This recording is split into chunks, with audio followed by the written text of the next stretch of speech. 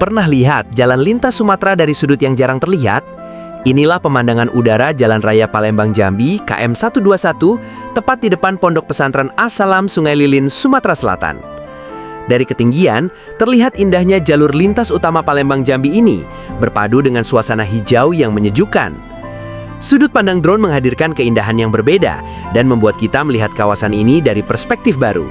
Tonton sampai selesai ya!